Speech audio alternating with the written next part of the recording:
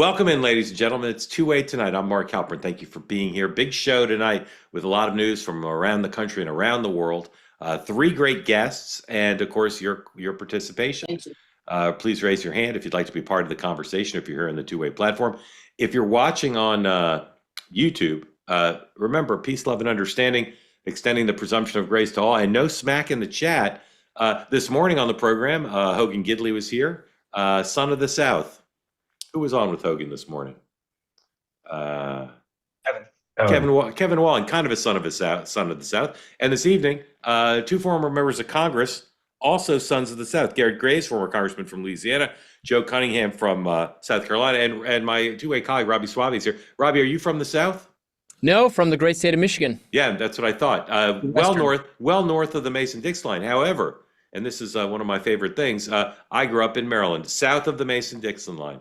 So I tell people I'm a Southerner, and don't forget the best Jack Kennedy quote, JFK, best quote. He called Washington a city of northern charm and southern efficiency. And every time I go to Washington, it's borne out. Call down the front desk, the phone will ring. You'd be the nicest hotel in Washington. Phone will ring 42 times. Go to a dry cleaner, they act like you're your first customer. Take a taxi, same thing. President Kennedy was right about that. In any event, more Southern activity today with the two former congressmen. Couldn't be happier to have them here. Big news, as I said, from around the country and around the world. Just to give you some idea of what we'll be talking about this evening. A lot of focus still on Greenland. A little bit of reporting about what the deal might be, but the deal's clearly not done. And so there's questions about that. I was, as Arthur Fonzarelli would say, I was wrong about how much cable news would pay attention to the Jack Smith hearing. They covered it, not wall to wall, but they covered it quite a bit. And I watched quite a bit of it, and I still don't get why they covered it. It seemed to me it was just familiar ground. No news was made. I always enjoy when Jim Jordan tries to trick another human being. So that was a highlight for me. But we'll talk about the Smith hearing. A lot of news in Minnesota built around the vice president's trip there today, where he talked up a storm and said a lot of interesting things, and we'll cover that. Some polling. The president said polling is fake. We'll talk about that. President talked a little bit on Air Force One on the way back from Europe, and he said some interesting things. And he also sued Jamie Dimon today. Sued Jamie Dimon for JP Morgan's allegedly canceling him, and the corporate communication statement from JP Morgan Chase in response to the president. If you say, I'd like to go to graduate school in corporate communications, but then you look at the prices, you say, I can't afford that. But you want to get like a PhD in high-level corporate communications, go on the internet and read the JP Morgan statement. It is a masterpiece. It is a work of art. It is a document clearly written by committee, but it does it all. And you just go line by line, and you'll see those folks just figured out how to respond to the president and not respond to the president. It's just a beautiful thing. In any event, we'll talk about all of that, and as I say in the television business, more with our guests in just a moment. A word from our sponsor, and then we're going to dig right into it. Cozy Earth, one of our all-time great sponsors, will give you, the American people and fans of Two-Way, 20% off if you go to cozyearth.com right now and use the promo code Two-Way. They will give you 20% off. Start the year off right and give your home the luxury it deserves. Make home the best part of your day. This is 20% off everything: sheets, towels, bubble cuddle blanket, pants, shirts, everything. Right now, 20% off. And there's lots to choose from. Heard again today from two of you, happy customers who asked me again for very micro advice about what to buy regarding the pants. And I'll give the same advice. I've got 3 different of the pants. Get them all. Get any of them. They're all great. And again, the other advice I give, and heard from somebody today, yes, the bubble cuddle blanket can be washed. And yes, you'll want to buy 2 if you have a small child or a pet, because they will commandeer. If you only buy 1, once you take it out of the box, it'll be the last you see of it. CozyEarth.com, promo code Two-Way, 20% off everything on the site. Thank you for your attention to this matter. Ladies and gentlemen, I have the high honor and rare privilege to introduce 2 members of Congress, former members of Congress, who will be our guide to everything today, along with Robbie. First, the gentleman from South Carolina, Joe Cunningham, who's been here before, and we love having him on. Joe Cunningham somehow thrived in Congress as someone both honest and smart, almost like an accident. Welcome, Congressman. Thank you for being here. Thanks for having me, Mark. Do you know J.D. Vance at all, Congressman? I've never met him. No. Never met him. What's your impression of him? Um, I mean, he seems to be utilizing the vice presidential role in a way that hasn't been done in recent past. I don't. I know he seems to be the heir apparent in the national media landscape, but I just don't see it that way. I don't think he's just simply going to step into that next role after Yeah. 2028. Okay. I think there's going to be a wide open field. Okay. Uh, We'll see. yeah. Thank you for being here, Congressman. And Congressman course. Garrett Graves, a former congressman from Louisiana. Congressman, welcome in. Thank you for being here. Do you know Governor Newsom at all? I do. I've met him once, but don't know him well. What were the circumstances? He was on Capitol Hill. Uh-huh. And Yeah. What are your impressions of him? look, Mark, candidly, I don't think California is a model that you want to scale out to the other states. I think the state has seen an exodus of population. Electricity rates are higher than virtually anywhere else. Gasoline's higher. Tax rates are higher. I just don't think it's a model that you really want to scale up. Okay. Just straightforward. Some people say he seems phony. Does he seem phony to you? I think he probably stares at himself in the mirror a little bit longer than most. Uh-huh. Okay. That's more like vain than phony, maybe. But yeah, I mean, he's a handsome guy. We just can't get around that. Gentlemen, again, grateful to you for being here.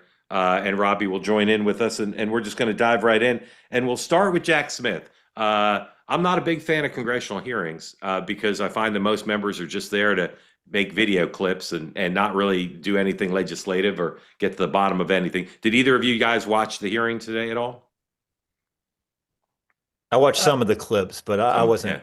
Yeah. I mean, Okay. I didn't see anything too, Okay. like you said, nothing too educational there. Congressman Graves, did you watch it all? I just watched some of the clips as well. Okay. Here's my first question. If you were explaining to a civics class of, let's say, ninth graders, and somebody raised their hand and said, Congressman, what was the point of that hearing? What was the point of calling Jack Smith before Congress? Congressman Graves, you first. What would you tell a ninth grader of why they called a former prosecutor whose business is done before Congress? I took a 10th grade class yesterday, so I'm in the right mindset. Okay, good.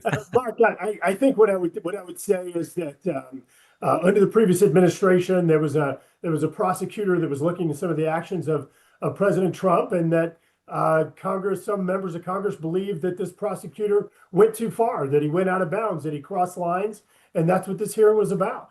To look into those allegations, to learn more, and to figure out if the prosecutor did cross lines. Okay, Congressman Cunningham, how do you go ahead and annotate your colleague's explanation? No, I mean, I think the biggest takeaway. Just say amen. Yeah, I'm just saying that. just get my stamp of approval Yeah. to whatever Garrett says. I mean, look, the biggest takeaway that I saw from the headlines and the clips was related to the phone records. I think if you'd asked the average person who had any awareness of the phone records, most people would have thought that they went after the transcripts or the recordings or tapped the phone lines. And I think what came out today and what was reiterated was that it was just the actual phone logs, not the actual substance of the call. So, I mean, in that respect, it may have deflated some of those claims on that side. Okay.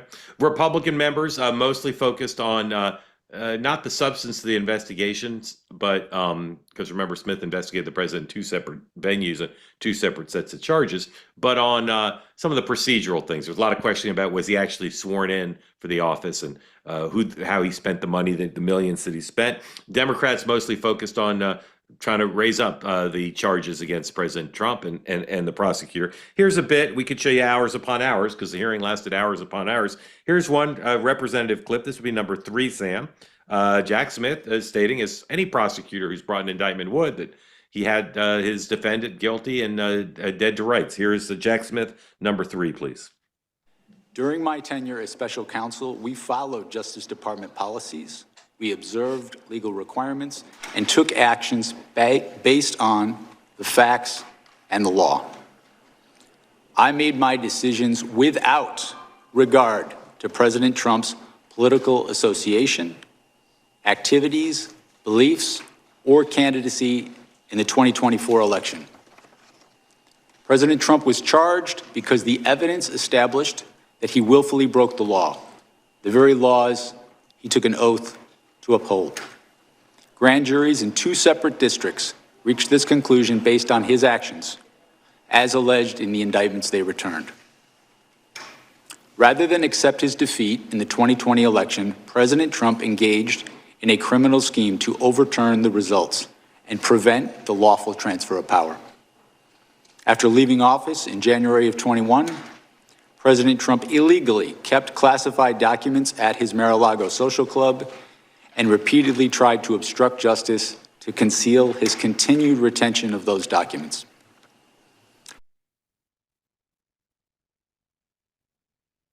Ballroom and a bathroom.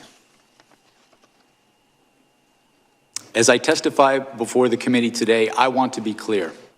I stand by my decisions as special counsel, including the decision to bring charges against President Trump. Our investigation developed proof beyond a reasonable doubt that President Trump engaged in criminal activity.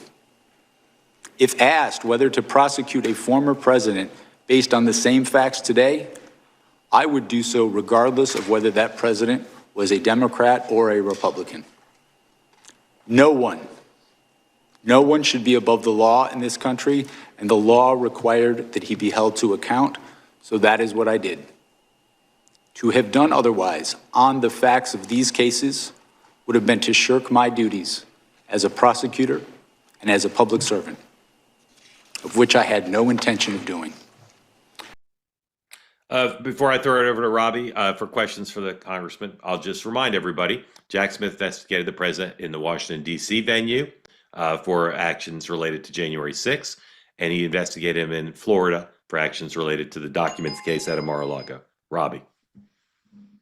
Yeah, look, I don't think, to use your analogy, what would the 10th graders learn from this hearing? Obviously, frankly, the 10th graders probably have something to tell the rest of us about the purpose of these hearings, which is to create content on social media, which is all our legislators view as their role these days. They're not doing any real legislating.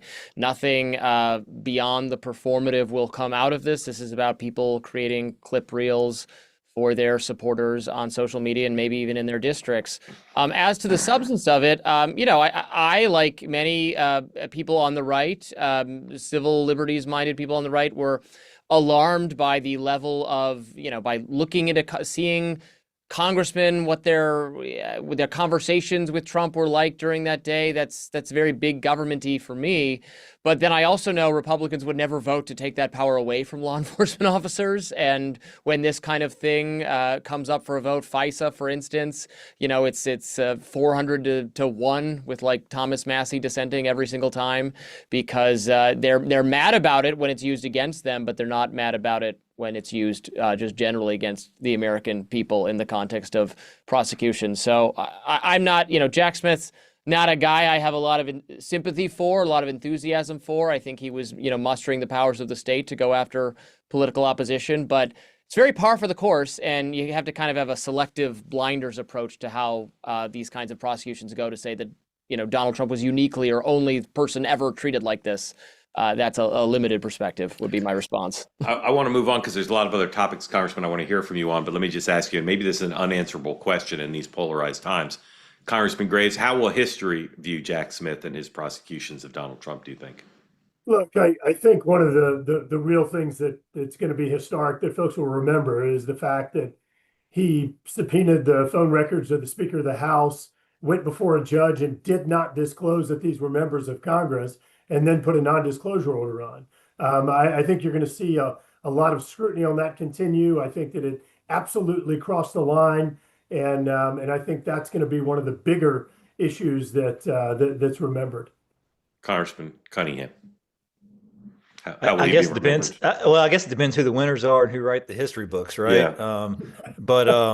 I think the thing that stands out from my point is what happened with the phone calls into Georgia and finding more votes. I think the documents, you got Biden, who had the circumstances were different on that event, but there was a lot happening, and to me, that's probably the one that stands out the most. Yeah. All right. Again, we could talk about this the whole show, but I want to move on. The vice president, interesting man in my view. I'm still trying to understand him. I don't know him particularly well, and I find him to be a bit of a puzzle. He went, not in a negative way, just a confusing way. He went to Minnesota today, and he said some things very conciliatory about bringing the country together, and made some concessions about the behavior of ICE, and some things extremely confrontational against a whole range of the usual suspects. In an interview on Air Force Two with the Daily DC Examiner, the vice president said that the Trump administration will take disciplinary action when justified against ICE agents who make mistakes carrying out the deportation agenda. That's something that I think will hearten those who are concerned about a lack of oversight or responsibility. But here he is being more confrontational. Number 8, please. We can do a good job of enforcing our immigration laws without the chaos, but it actually requires the cooperation of state and local officials. If you look at blue cities and blue states, red cities and red states, you go to Austin, Texas, or Memphis, Tennessee, you go to the state of Texas, obviously a very red state, or the state of Tennessee, a very red state, but you've got blue cities within those states, you do not have this level of chaos. The reason why things have gotten so out of hand is because of failure of cooperation between the state and local authorities and what these guys are trying to do. We have a ton of resources, a ton of ICE agents in this city right now that I would rather us not have. I'd love to send those guys home. They're not even doing targeted immigration enforcement. They are trying to protect ICE officers who are doing immigration enforcement, because when a crowd surrounds them and these guys call 911, the local officials, the local cops have been told to stand down. So we have people here who aren't even doing immigration enforcement. They're doing force protection, so that if a rioter tries to ruin the life or assault an ICE officer, they're actually protected. Now, why doesn't it make more sense for the local cops to get involved in that situation? Why not just have the mayor or the local officials tell the police officers, you know what, if an ICE officer is being assaulted by a far left agitator, you are invited, you should actually help them. That's what would work out in any normal situation, and that's what happens in nearly every jurisdiction, red or blue, in the United States of America. The reason it hasn't happened here is because the local authorities have been told, stand down, do not help ICE, promote violence, promote the agitation, but don't do anything to lower the temperature and lower the chaos. That's a problem. Congressman Cunningham, where is he right and where is he wrong in your view? Well, it's obviously that there's been a breach of trust between the general public and what's going on with ICE, especially in Minnesota. So, repairing that trust, I think, is paramount in order to protect the public and protect law enforcement. I believe that local law enforcement should follow the law. I believe that also, we should trust our law enforcement as well. You get into a lot of these rural counties that have scarce resources. I trust the sheriffs to make the call as to what type of offenders they're going after and where. I went on BBC last week and said that I think I should be putting out more detailed reports as to who they're arresting. And, because I think there's a disconnect between what you hear from this administration about how they're going after all violent criminals and then what the data suggest. Most of America is all about getting out violent criminals. However, going after non-violent vendors and putting people's safety at risk is another question and conversation altogether. Yeah. Congressman Graves, I would never ask a sitting member of the House a hypothetical, but you're out of the body, so I can't. If Barack Obama was president and you were home with your family and knock on the door and they said, we're here from Barack Obama's ICE and we want to come in, and you said, do y'all have a warrant? And they said, no, but we're coming in. Would you have let them in? If law enforcement was at my house and they were armed and they said they wanted to come in, if I told them no and they came in anyway, I would do whatever they said. You would. I would. But let You me should be do whatever clear. they said, but you should say no if they have you may not come in, and then if they say they're coming in anyway, then you let them in. But And Robbie, that's exactly what I said. yeah. That's exactly what I said. But I'll tell you what else I would do is the very next day I would have an attorney and I would be challenging them legally for coming into my house without a warrant over my objections. Yeah, Robbie is a civil liberties zealot and absolutist. I have a more nuanced view, and I really don't know what I think about this, but I would tend to agree with Robbie. And here's what the vice president said today in Minnesota. he said, he was asked, can ICE forcibly enter with an administrative warrant, or does that violate the Fourth Amendment? And here's what he said. Our understanding is that you can enforce the immigration laws of the country under an administrative order if you have an administrative order. That's what we think. That's our understanding of the law. That troubles me. I can't believe that a judge that would stand up. And he says, the courts are going to weigh in. Let's just stay with you, Congressman Grace. I just don't think that's consistent with the Fourth Amendment. Do you? Look, I'm not a constitutional expert, and I'll certainly defer to Robbie and others that may be, but no, I don't think it's consistent with what I understand. The law, the Constitution, to in terms of the protection of citizens, and I would challenge it legally. Like I said, if it happened to me personally, I think it goes what you just read, in my opinion, goes beyond the scope of their authority. Yeah, Congressman Cunningham, I'm guessing you agree with that, but I'd love to hear you. I do.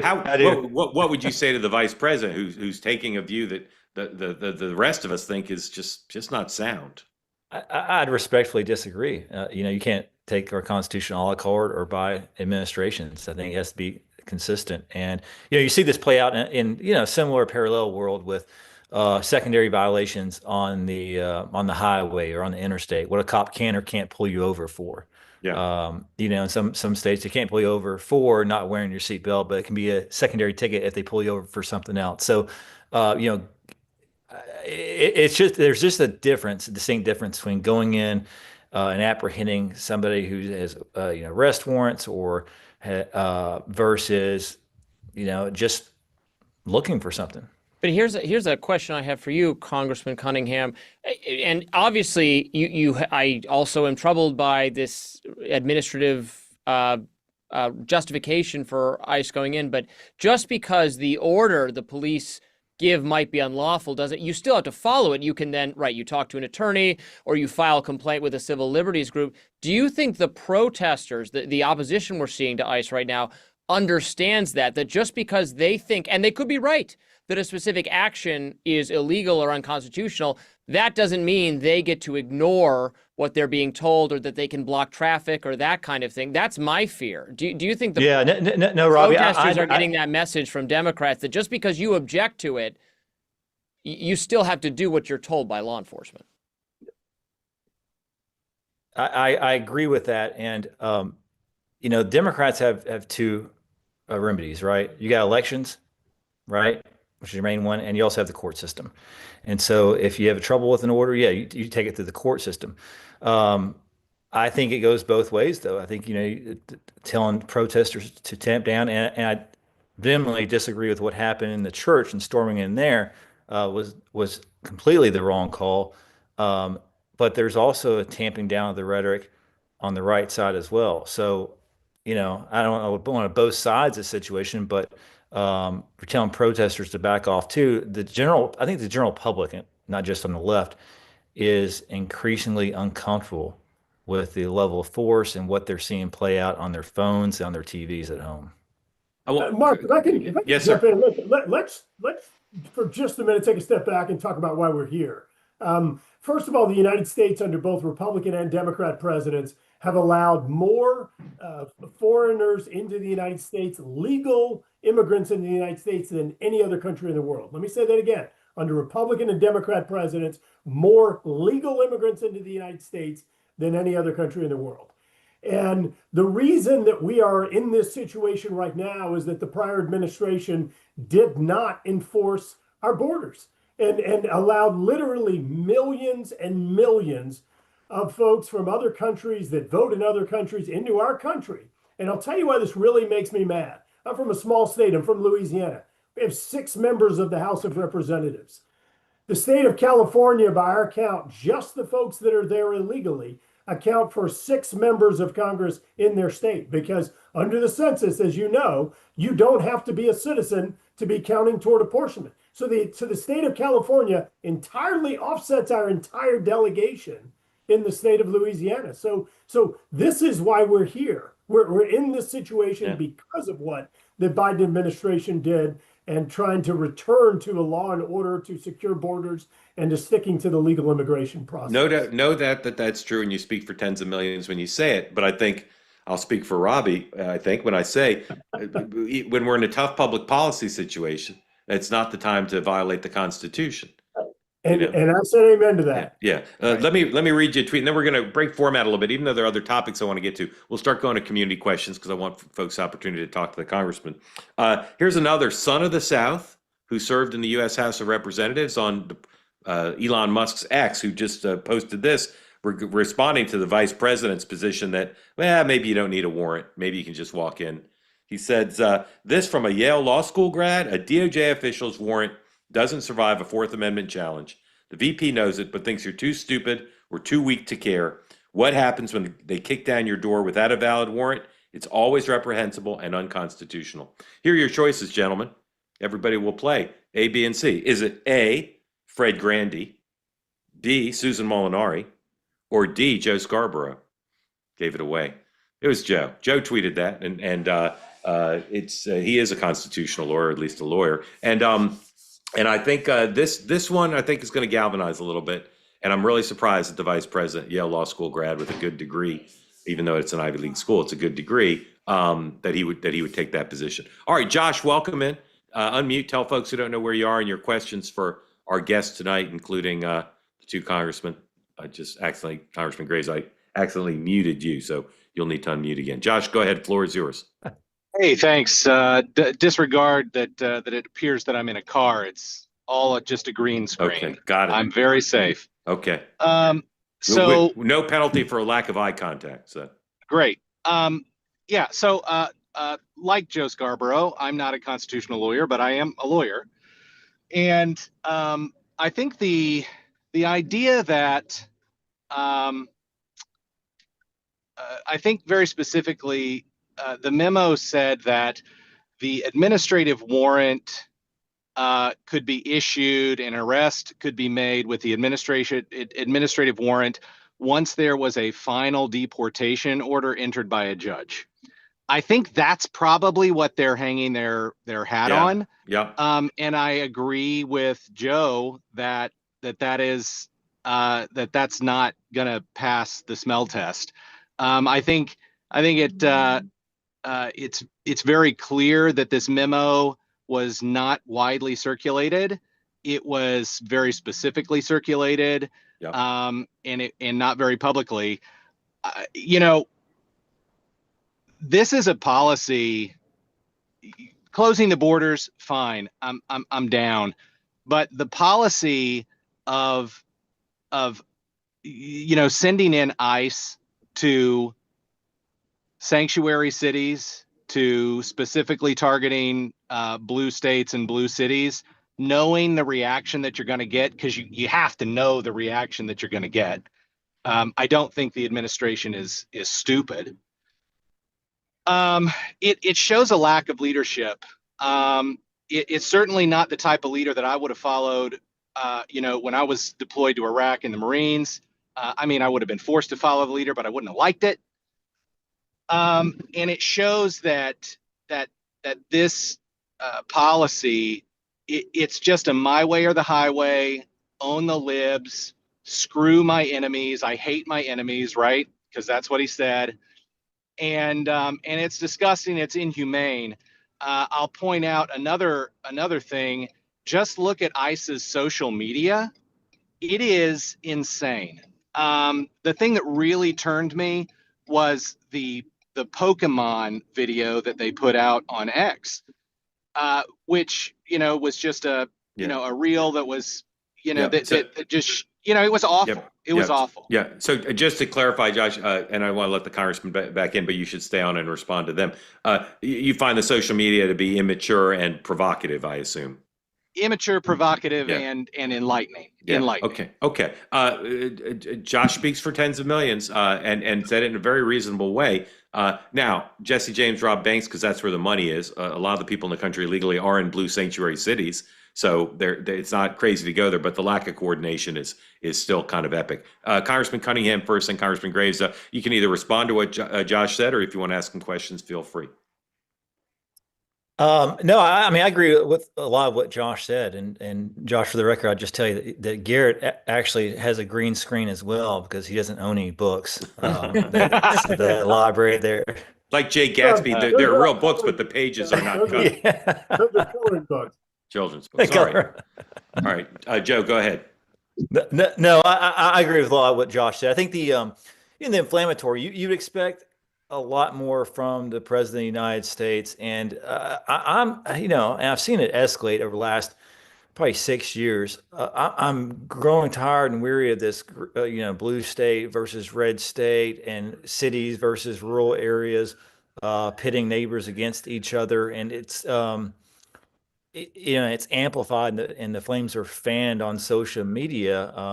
And I think it's just ripping the country apart. And I talked to a lot of my more conservative friends, and I think they're growing tired of what they're seeing on TV as well. Congressman Graves, again, question for Josh or just response to the point of view he reflected. Yeah, Josh, look, I appreciate your thoughts on this.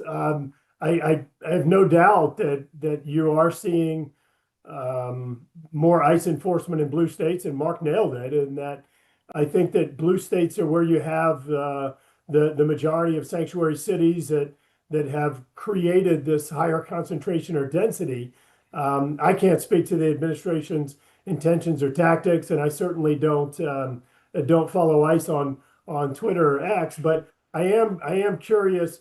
You made some reference to securing the border. How would you handle the situation if you had a wand and we're facing the challenge that the United States is right now with millions of folks that have come in illegally and aren't in any way being under any enforcement action? Josh, Yeah, sure. Happy to answer the question. I would handle the situation by targeting, illegal immigrants with secondary criminal warrants, and I would put that as a priority. I would realize that the optics and not just optics from a political perspective, but also optics from, a safety perspective. I would realize that we don't have to, that we can learn some lessons from Waco, right? Like we don't have to go in force, guns blazing, and we don't have. I mean, unless we're talking about political timeframes and, the administration's worried about, midterms and not being able to pursue certain policies.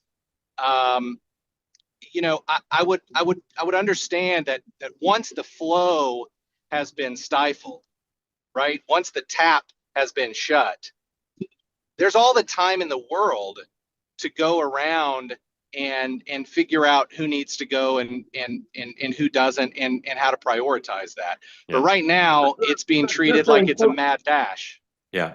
Robbie, question for Josh before we move on. I do have a question, and I agree with, by the way, 100%, and thank you for your service. I agree with you completely that the social media behavior of not just this agency, but so many of the federal agencies under Trump is disturbing and speaks to, again, the content creation mindset. And I totally agree with you on that. And, I'm someone who is softer on immigration than, frankly, a lot on the right. But even I have to contend with, and, I wonder how you feel about this, the ICE crackdown is happening in blue states, blue municipalities, because they're not participating in immigration enforcement at all. I'm just north of the Virginia border, where Abigail Spanberger has one of her first, executive orders was to end cooperation with ICE to detain specifically illegal immigrants who have an additional criminal issue pending. That was Glenn Youngkin's policy, and I think that's the kind of common sense we can all agree on policy. She's ending that now. So maybe that's setting up some confrontation with ICE, but then I have to say, well, is that really ICE's fault, or is that the Democratic leadership of a state saying a perfectly good order has to go out the window, I guess, to satisfy progressives? Yet another example of a former Southern House member who's lost her way. Well, go ahead, yeah, Josh. no. And to Robbie's point, which was Mark's point that I didn't address. And look, Robbie, you're talking to a guy who's calling you from Hampton Roads. So, so I get it. There are multiple ways to skin a cat, and I don't want this to sound like a cop out because I'm not, because I'm not Kristi Noem, I'm not Donald Trump, and I have limited information available, bounded rationality, all that, right? Yeah. So I would say I would draw some analogies to conflict de-escalation processes that we've seen happen when we've had intense standoff situations.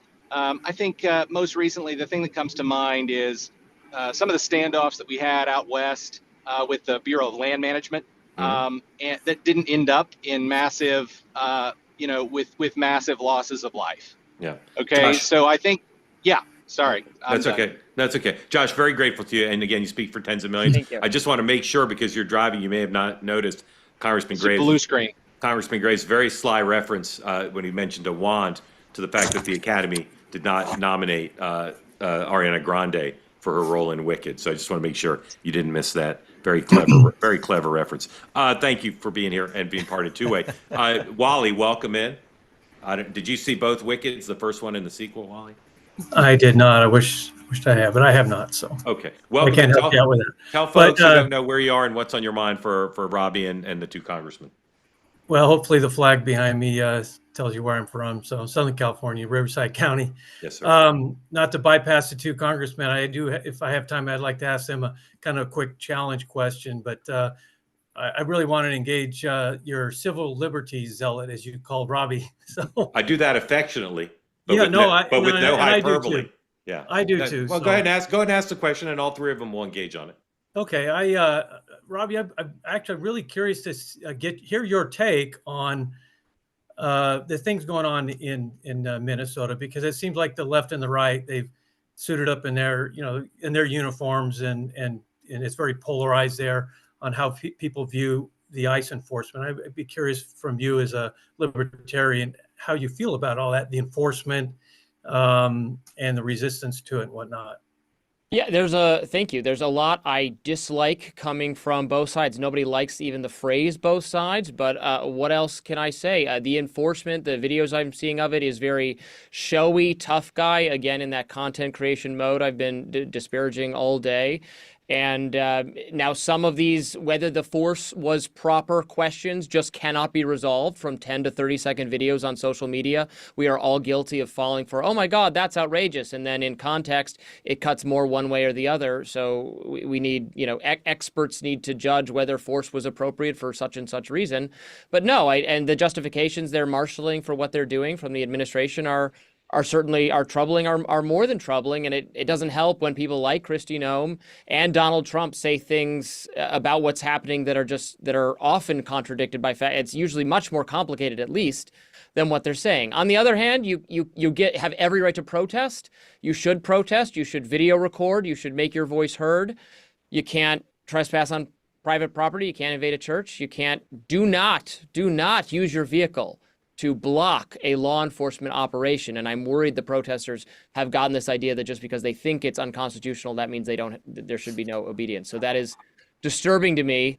So there's a lot I don't like, and civil liberties often go out the window when there's a perceived crisis. A lot of people think immigration is a crisis in this country, the levels of illegal immigration we have, and voted to change that. And I'm respectful of that. But, you never like to see these things deployed. You should worry about how this will be deployed against you in the future when, the other side takes over. There's my very both sidesy take. Yep. Congressman Grace. I think that, first of all, in regard to the social media, let me just reiterate, Wally, I haven't looked at the social media that they're putting out. I'm not sure what's going on there. I'm just going to come back and just say that I don't think we'd be in this situation today of the conflict if we didn't see the immigration policies, or say the lack of immigration policies under the previous administration. I don't think we'd have the conflicts that we have today. And I think that most Americans support it. You can go back and look at what even President Obama said when he was in office about his position and stance toward immigration that much more reflects what President Trump says today than what you heard under the Biden administration. Counselor Cunningham, you want to weigh in on this one? No, I just think that even though the news cycle moves incredibly fast, the notion of Renee Good still isn't very much in the forefront, or at least in the back of everyone's mind who's protesting, and how that played out. The investigations that happened, the people who invaded the church and disrupted the service, and then you have the lack of a civil rights investigation in the Renee Good matter. A woman who I read today was, the bullet that went through her head entered on the left side and went out the right side, which suggests that she was shot from the side after the officer was out of harm's way. These things are incredibly troubling, not just for me, but millions and millions of Americans, and because of the loss of life, and because of the fact that most people understand that this is very capable of happening again and repeating itself. Well, I thank you. I want to bring up two more things out of Minnesota related to all of this that, it pains me to be stuck here in Manhattan and not on the ground there, because I like to do my own reporting. So I'm reliant on others, and there's a lot of confusion about two cases, and I'll bring them up here. First is this 5-year-old boy who the vice president talked about today, and this question of whether he was abandoned. And I have great sympathy for the Trump administration on this. When their choice is to either leave a kid unattended or keep a family together, or leave the kid with a criminal, or take the kid and be accused of imprisoning a 5-year-old. I mean, what are they supposed to do? So here's another former member of Congress. It's Night of Former Members of Congress. Dean Phillips of Minnesota says, "Since I hate misinformation, I acknowledge the little boy was abandoned by his father who fled ICE. I witnessed great compassion from CBP agents towards abandoned children when I visited the southern border a few years ago, and this little boy is in good hands." So he's a former Democrat saying they've done the right thing. They've taken him in rather than leave him by himself, or try to keep him with his father. But the congressman says, but what's happening in Minneapolis is a stain on all of us as the rights of Americans are being shredded. So there's that story. And then there's the story of the church. Today, 3 individuals were charged, but the judge said you can't charge Don Lemon, who was also there. And I don't understand the judge saying you can't charge Don Lemon, but my colleague Michael does, and maybe Robbie does too. Michael, explain why 3 people were charged, but Don Lemon wasn't. Well, in this circumstance, the judge is, deferring to the First Amendment, it seems. Abe Lowell, who is Don Lemon's attorney, says that, it's an egregious, that the Department of Justice would even reference charging Don Lemon. So where it stands now, it seems like Judge Douglas Miko will not prosecute. The Attorney General, Pam Bondi, has indicated that she will work other avenues, but we'll have to see.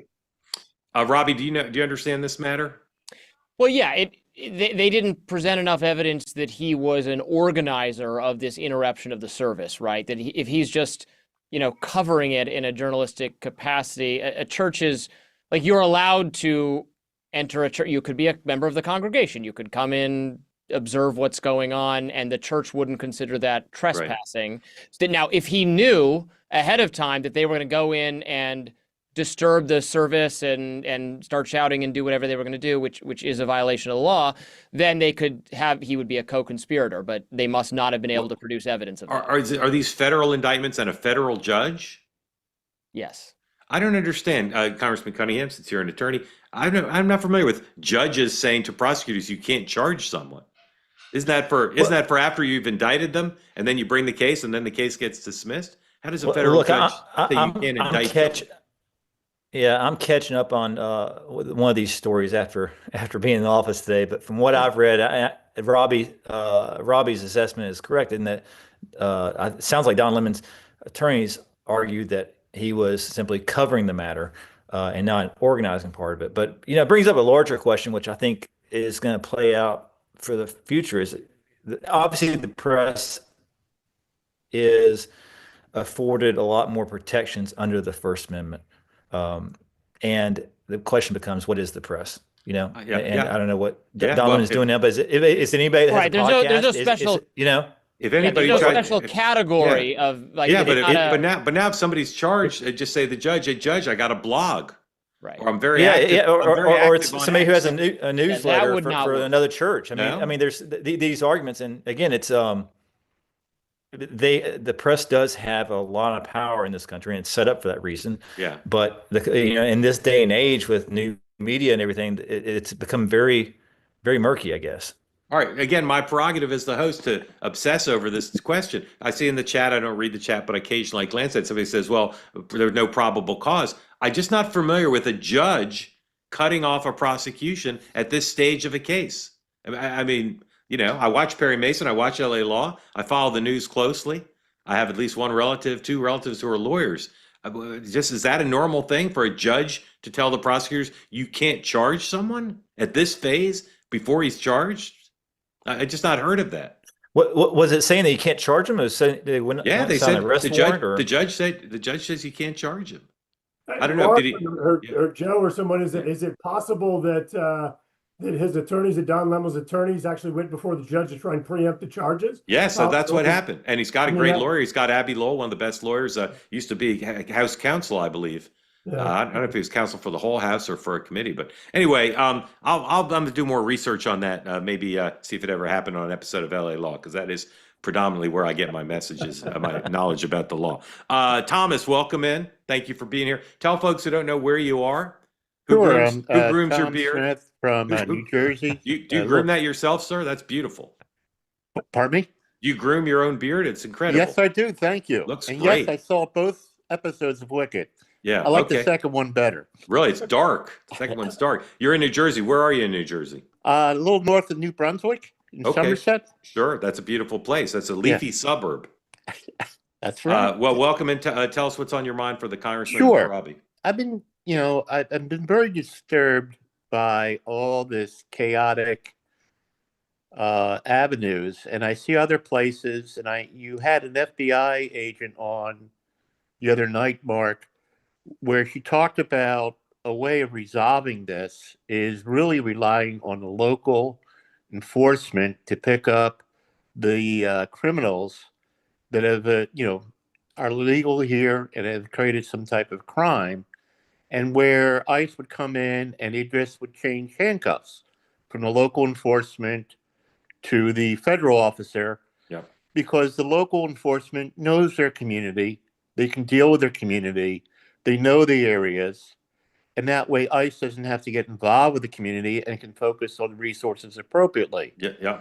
My question is, because of the past administration, why can't they enact a law that says all local enforcement must be responsible of arresting these people and then turning them over to ICE that way? You mean a federal law or a state law? A federal law that would supersede state law. Well, my friends from the South would say the 10th Amendment, I think, but I would say that federal law supersedes the state law. Yeah. Well, I think they might say it's inadvisable. Joe Cunningham, what about a federal law that supersedes the states? I don't think something like that would be possible. And quite frankly, when the shoe's on the other foot, everybody be arguing the opposite case, right? You do have to give some deference to local law enforcement. They should work together whenever they can.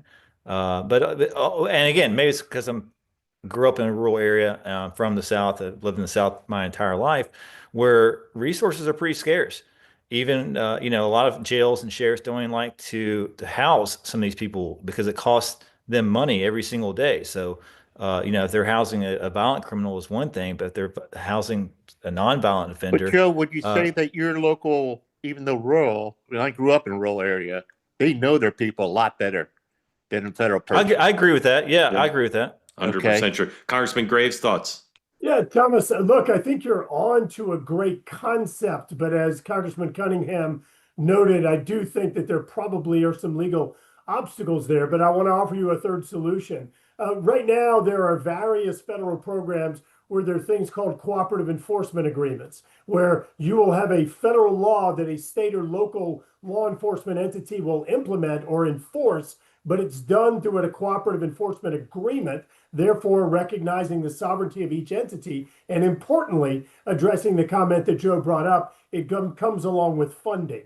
You also have numerous situations where you'll do a delegation of authority, and that is once again, that's something that a state or a local government has to agree or concur with. But there'll be a delegation of authority where there's a federal law. We often do this with our environmental laws, where we delegate the authority in an agreement to a state agency to carry that out, where the federal government retains its supremacy. So I think there are some models, but the concept you've laid out, I think, is right on. Locals understand their communities much better, and certainly you wouldn't have the animosity that we're seeing in some communities across America. Thomas, thank you, Thomas. Really well framed. I need to do a little bit of business here. First of all, Bill Malugian, a great reporter at Fox, who covers immigration and amongst other things, has a tweet here which clarifies the topic we were talking about a little bit. First of all, it's a magistrate. It's not a judge, but pretty much the same thing. And as Congressman, I think Cunningham suggested,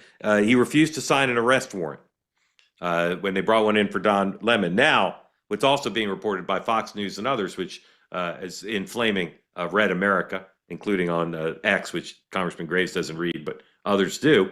The magistrate's wife is an assistant attorney general who works for Keith Ellison. So try to keep people's spouses out of it, but in this case, this will get a lot of attention. And then finally, and then I got to do a few ads. The big night, we've said, for former members of the House.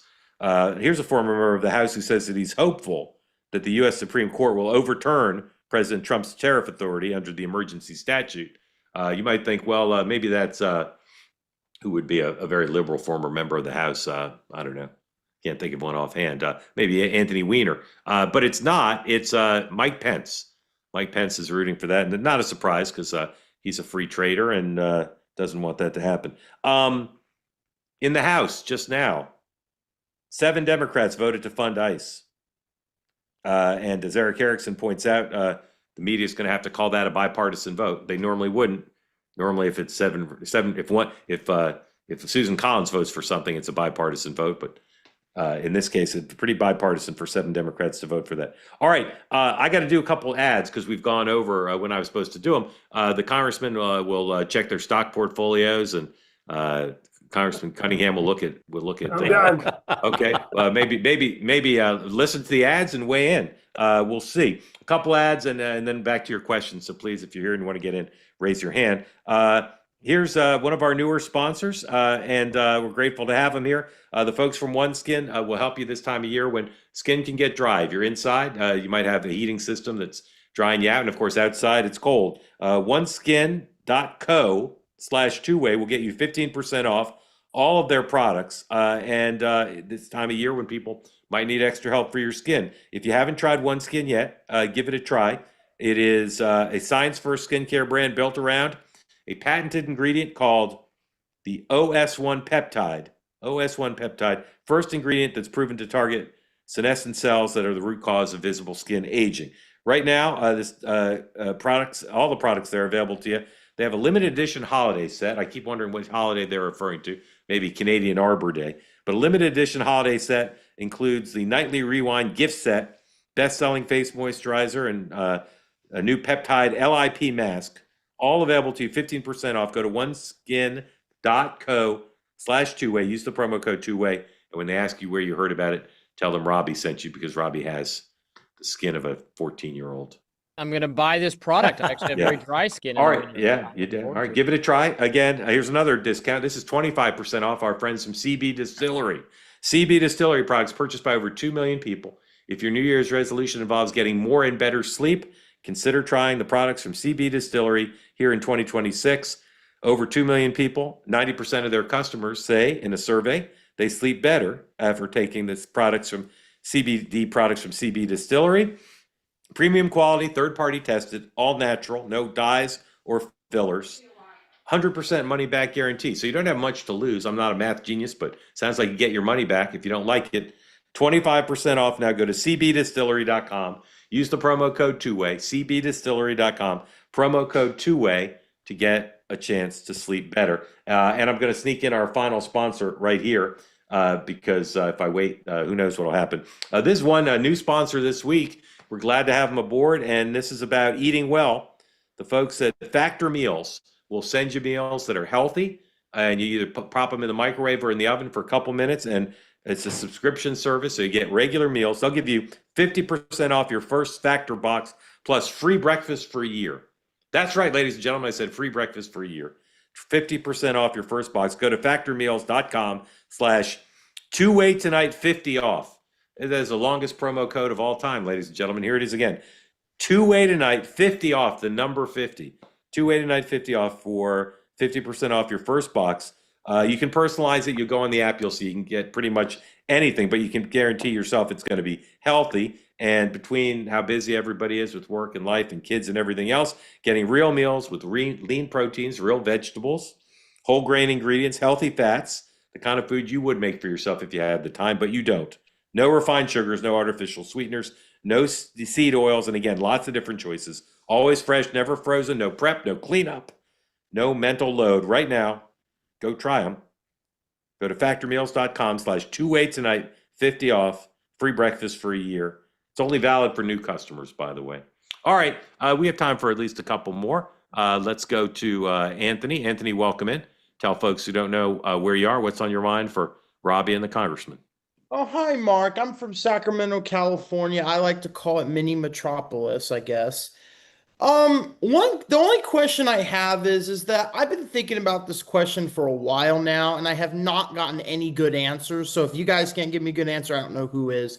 So, as you guys already know, 5 years ago, we had to deal with the January 6th situation, the whole riot, then later came out about the elector schemes and everything like that. My question is, why is it that like people for some reason almost completely forgot about that in the last election, where that almost didn't even matter to people? And why was it that so many Republicans kind of turned the other way and didn't say, hey, we're not going to go with Trump anymore because of that? Because that was just very disturbing and kind of disqualifying for me. Okay, Congressman Graves. Look, I think that you had an election. You had two choices, and the public overwhelmingly chose one of them. And I think it's crystal clear there were major problems on the Democrat side with the candidates, but I also think that the vote outcome is crystal clear that there was strong support for President Trump. I think there was a lot of frustration. I think you saw Democrats out there blindly following a White House that clearly I agree with that. was struggling with some leadership issues there. And so I think it was a pendulum swinging back in the other direction. But look, I think President Trump remains very popular within Republican circles. And the last thing, and look, I'm not going to sit here and pretend to be a campaigns and elections expert, but the last thing is I think in the 2020 election, I think the Republicans did an awful job with their get out to vote efforts, especially in light of COVID. Oh, COVID, yeah. And so I do think that had a big impact on the outcomes as well. And I think some of the voter turnout, Anthony, shows that. Yeah. Mm-hmm. Anthony, thank you. Grateful to you. All right. Let me tell you news about someone who's about to be a former member of Congress, Nancy Pelosi. Several news organizations reporting today that in the House caucus meeting, she expressed her displeasure that several of her current colleagues voted for the contempt resolution against the Clintons. And she said that the party needs a strategy on the floor because I bet she's hearing what I've been hearing, which is that number could get quite big. And the Clintons would not be happy if you saw an overwhelming vote. Congressman Cunningham, if you were still in the House, would you vote in favor of the contempt resolution against the Clintons? I'd probably dig in a bit more. You know, this has become very personal and sensitive, especially with those who are survivors of sexual abuse. Yes, sir. But, you know, look, I've never been one to shy away from going after or going against my own party. I actually didn't support Speaker Pelosi for Speaker. Yeah. Because I wanted a new generation of leadership. But, yeah, you know, good leaders, and Garrett can chime in here too, is they tell you vote your district. You know, we just don't want to be surprised. Yeah. Right. They want you, you know, and Garrett's got a lot more personal knowledge about that than I do, but they just want you to tell them where you're going to stand and vote in a way in which your constituents send you back. Yeah. Congressman Graves, I wouldn't ask you if you'd vote for the resolution holding Clintons in contempt. I'd ask you what level of glee would you have as you voted for it? Now, Look, I actually will give you a little bit more of a nuanced answer, Mark. Yes, sir. First of all, I want to double tap what Joe said, that Epstein's disgusting. What he did was disgusting. People need to be held accountable. No one's above the law. So let me get all that out Yes, sir. at first and be very clear. I think the way that Jack Smith went after President Trump, driving FBI and everybody into Mar-a-Lago against the former president, I thought it was inappropriate. In a similar vein, Mark, I think in a situation like this, where you have a former president, I would spend a lot more time trying to find a cooperative resolution to this. I would. I think it's embarrassing for America to have FBI at the house of a former president. I think it's embarrassing to be having a former president being held in contempt. And in both cases, I think the right solution is to spend a lot more time trying to find a more peaceful solution. Well said, and very nuanced and very principled. And the Clintons agree with you, and their lawyers have tried to work this out. And I think the chairman, it's unclear if he really wants to work it out. We shall see. Ladies and gentlemen, I couldn't be more grateful to all three of you guys for joining and for those who participated. Tomorrow morning on the morning meeting, 9 a.m. Eastern time, Matt Gorman will be here, and our Democratic guest co-host will be another son of the South, Jamie Harrison. Amongst other things, former chairman of the Democratic Party from this great state of South Carolina, who raised over $110 million to run against Lindsey Graham to lose by, I think, 11 points. But he's an all-time champion of small dollar fundraising. And I tell him every time I see him, I want to understand how he did that. Jamie Harrison, Matt Gorman tomorrow. This show will be on tomorrow night. And then Monday night, this program moves permanently as anything happens in media, to 5 p.m. Eastern time. All right, we're switching the show to 5 p.m. Eastern. Some of you will be delighted, and some of you will say, I can't come then, Mark. I've got carpool, whatever. The show will always be available to you on YouTube on demand. If you want to watch us live, though, starting Monday on this platform and on YouTube and X, 5 p.m. Eastern time. We'll remind you on a regular basis, but the show is moving to 5 p.m. and Monday night I'll tell you why. And we have more news coming about the morning meeting and about new shows on Two Way, and we couldn't be more grateful to have you here. Come tomorrow morning to morning meeting, meet our new CEO, and you'll hear his vision for this company. Grateful to Robbie, Joe Cunningham, Garrett, Grace. Thank you all for being here. Have a great evening, everybody. Oh, if you wanted to hear me talk more, I'm on Katie Pavlich's show tonight on News Nation at 10:30. So I'm gonna go take a nap, and maybe I'll make it. And if I forget to set an alarm, the producer will call and wake me up, and my hair will be all funny. Lots could happen. Anyway, gentlemen, thank you for being here. Very grateful to you. Hope you'll come back. Robbie, thank you for sitting in, and we'll see you at 9 a.m. tomorrow morning.